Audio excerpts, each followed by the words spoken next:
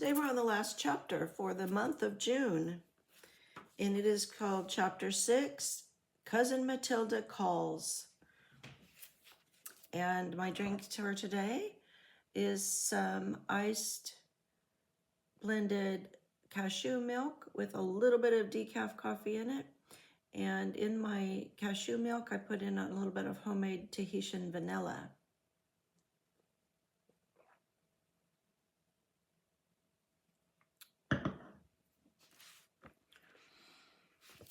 Hello, is this you, Bettina? This is Mother. I'll have to speak in a low voice. Who do you think is here? No, Cousin Matilda. Just between trains, but she says she must see how you are situated. Clementine has such a wonderful establishment now, you know? No, of course not, but I want her to see how happy you are. She seems to have the idea that an establishment is necessary. Just to see the house, you know. I know the porch isn't ready, but don't worry. About 3 then. Goodbye. That afternoon, Bettina looked anxiously through the living room window across the bare little front yard. If only critical Cousin Matilda had waited a few months before coming. But then the only thing to do was to be as cheerful about it as possible. So this is little Bettina, said a majestic voice at the door. And how is love in a cottage? How charmingly simple everything is. They planned it all just as they wanted it, explained Bettina's mother proudly. On a small scale, of course, but perhaps someday. But I couldn't ever be happier than I am right now, Cousin Matilda. What do you think of our big living room? Browns and tans seemed best and safest in a little house like this, and I knew I shouldn't tire of them as of any other color. I do so dislike going into a bungalow with one little room in blue, another in pink, and so on. The walls here are all alike, even in the bedrooms. And the curtains are just simple cotton walls, ecru in the living and dining rooms, and white in the bedrooms. No side curtains to catch the dust and keep out the air. But I beg your pardon for seeming too complacent. I love it all so that I just can't help boasting. What is this, my dear? A wedding gift? Yes, isn't it lovely? It is a sampler in cross-stitch that Bob's great-great-grandmother made. His Aunt Margaret had it put under the glass cover of this tea cart and gave it to us for a wedding present. See, the cart is brown willow, and I think it looks well with our furniture, don't you? This is to be a living porch, but we haven't furnished it yet except for this green matting rug.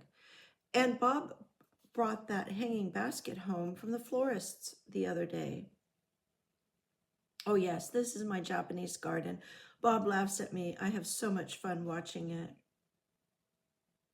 What a lovely table decoration those red cherries make in your dining room, my dear. Like a picture in that piece of dull green pottery. Yes, Bob says I decorate the table differently for every meal. We use this breakfast alcove for breakfast, Sunday evening tea, or any informal meal when we are alone. You see how convenient it is. I do want to put a round serving table with leaves on our living porch. Then we can eat there on warm evenings in summer. Bettina is very accomplished in economy, said her mother. You must let her tell you some of her methods. Clementine would be interested, I'm sure, said Cousin Matilda in her languid way. Is this your guest room? Yes, Bob and I are proud of that. We white enameled the furniture ourselves. It is some that we found in a second-hand store, and it was certainly a bargain, though it didn't look it at the time. I sewed the rags together for these blue and white rugs. Bob made that little open desk out of a small table that we found somewhere. Now that it is white, too, I think it is cunning. And, Cousin Matilda, I give you 3 guesses as to the place in which I keep my sewing machine. Why, I haven't seen it yet. In the kitchen? Goodness, no. Well, I'll tell you. This looks like a dressing table, but is merely a shelf with a mirror above it.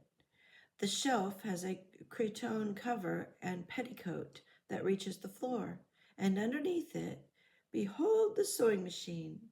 Bob made the shelf high enough and wide enough to let the sewing machine slip under. But, Cousin Matilda, you must be tired of Bettina's economies. Please sit down with Mother in the living room, and I will get the party.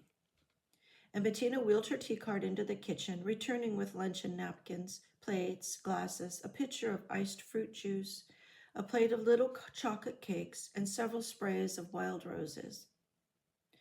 Oh, what delicious little cakes, Bettina. At least you can't be called economical when you serve such rich and dainty food as this.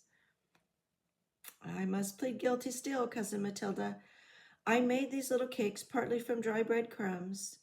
The fruit juice is mostly from the pineapple, which Bob had for dessert last night. I cooked the core with about 2 cups of water and added it to the lemonade. Bettina, how did you learn these things? Robert is certainly a lucky man, and I'm sure that someday he will be a wealthy one.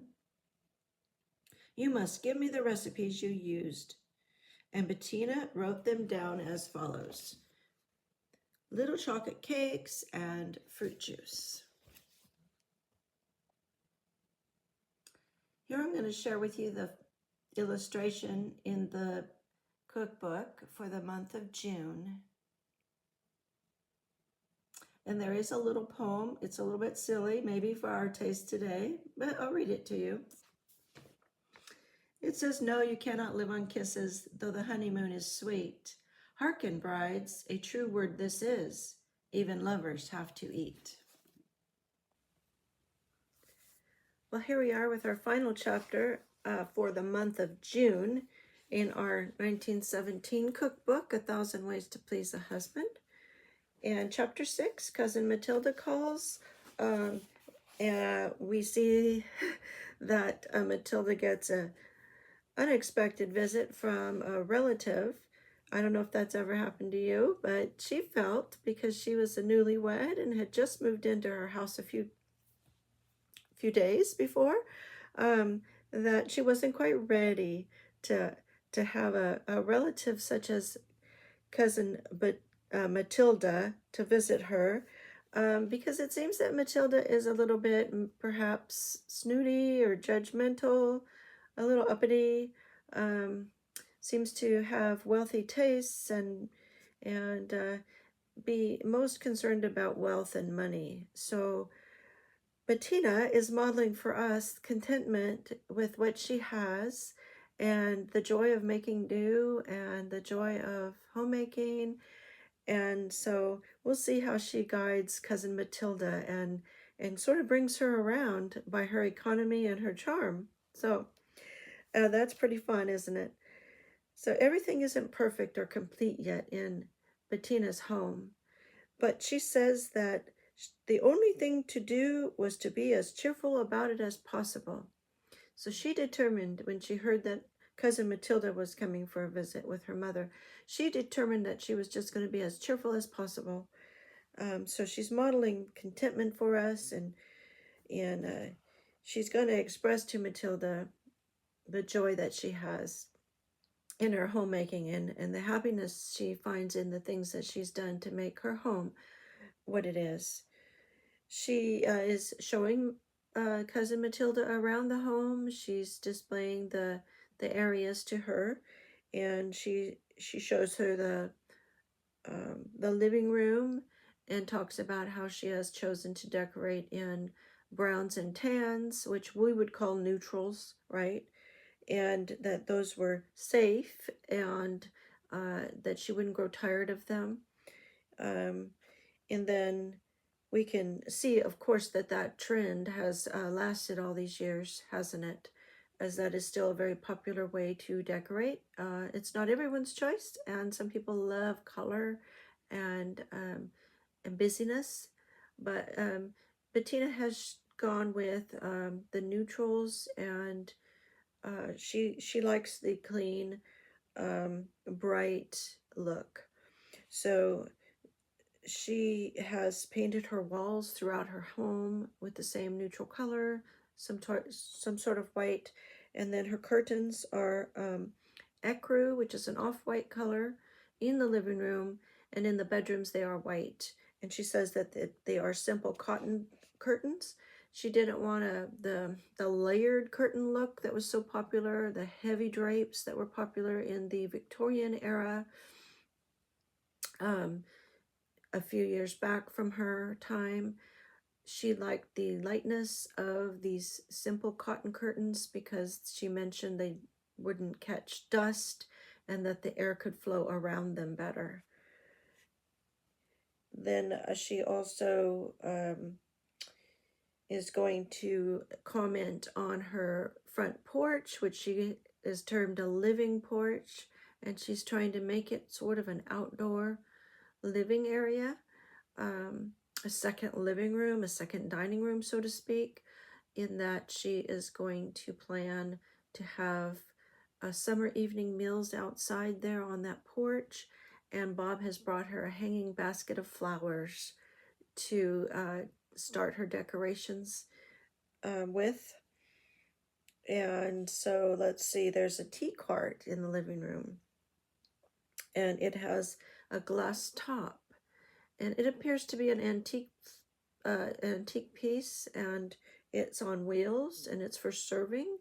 And she wheels it from the kitchen back into the living room to bring food on to serve her guests who are going to have kind of like a snacks, we might say. So the tea cart has again, a wedding present from her husband's relative, an aunt, but the aunt thoughtfully put it together by using a cross-stitch sampler that was Bob's great-great-grandmother's work. And so I was going to talk to you a little bit about that kind of thing. This is what cross-stitch looks like if you're not familiar with it. So you can see this says Home Sweet Home, and the lettering is made with little X's that are stitched on with embroidery floss, as the hearts are also. And this one is done on gingham, which is this checkered fabric, which makes it really easy to do cross stitch. So I made this as a sampler myself. I was trying it out as an experiment, and I think that what I'd like to do is reshape the heart. I'd like it to be a little less deep here. I'd like it to be a little wider and longer. And I'd like to be able to get the stitching to stay on the flat area and not go into the curve of the shape of the heart. So I plan to make this in a different color. These were scraps that I had. This was a piece of scrap fabric that I had. So anyway, cross stitch sampler. Samplers is a really fun thing to explore if you want to research samplers. Young girls and women of all ages would make them. Historically, in American history, they made them to practice their needlework skills. And there are very many that are on display in museums now, and this one was used under glass as the top of the tea cart. And I know that I have from my mom, maybe you have something similar around that you could use. But as I lost my mom 3 years ago, and when going through her things, she had made these embroidery panels, and she loved to embroider. And these are just lovely florals. This one is the second one, and it's a little different than the first. So I'll just do a little close-up of that for you. So I don't know, this kind of gave me an idea that maybe I can make use of my mother's embroidery work in some way to decorate my home. yeah, so that gives me something to think about. Maybe you have something, an antique piece of handiwork, of needlework, or maybe an old quilt that you can use in your home. Now, on that tea cart, I noticed that Bettina also had put some roses um, to decorate. So she's kind of considering it like her table, her portable table. And so she's here not neglecting to beautify it with fresh flowers. So that was lovely. And then over on her dining table, Cousin Matilda noticed the display there. The centerpiece was this time not flowers, it was fruit, fresh fruit. So again, in June, cherries are in season. I got some recently, and I'll post a picture of some different ways that I envisioned what Bettina's centerpiece may have looked like.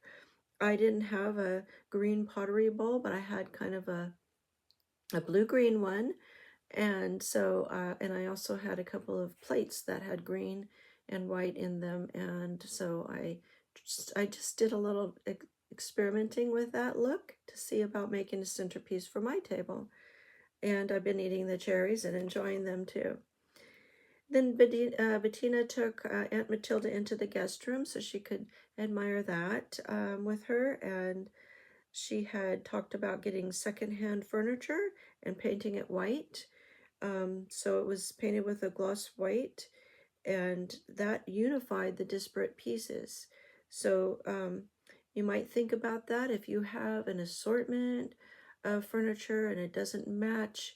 You might think about unifying it with a single color or a single finish.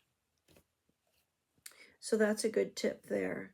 And then Bettina had also made at some point a rag rug from scraps of fabric, which of course, if we go back to our special 6 R's display here, we can think about making a rag rug would be definitely reusing, finding a new way to use something. And it would be also recycling, processing materials into a new product, right? Repurposing old clothing, old jeans and such, or old t-shirts into a different use. And so Bettina was making use of some of those 6 R's to make a rag rug, and it's blue and white. And her furniture is white, her walls are white, her curtains are white, and she has a little blue in that rug. So it just sounds very fresh and clean looking and very lovely. So very thoughtful. She's planned this out and thought about it and gone for the look that she enjoys. Now she has worked with Bob, and they made a special place for her sewing machine to hide. Her sewing machine, of course, would have been important to her. She probably sewed the curtains herself, for example. And so that sewing machine is hidden in a little, let's see, kind of a vanity-looking piece of furniture that Bob put together with a mirror over it and a shelf. And so it turns into the table that she can put her sewing machine on. And in the meantime, her sewing machine is hidden underneath with a little skirt of fabric in front of it. And she's really pleased with that project that Bob helped with. And then she makes these little chocolate cakes that have intrigued me. And I'll finish with this because what I want to do is I want to try this recipe and I want to report back to you on it in our next segment. And so she's made little chocolate cakes made with breadcrumbs. Now, personally, I have never had any cakes made out of breadcrumbs before. And I actually don't eat that much bread or flour products, but I am so intrigued with the idea here that I'm going to try that out and let you know what it's like. Also, I'm looking through the book and I realized that in July, we have from chapter 7 through chapter 28. So we have a lot of chapters to cover for the month of July. In June, we had 6 chapters. But in July, we have 21 chapters. So that is a lot of work for us ahead. A lot of work ahead for us. So we'll see you then as we go along. And I hope you've been enjoying this series. God bless you and happy homemaking.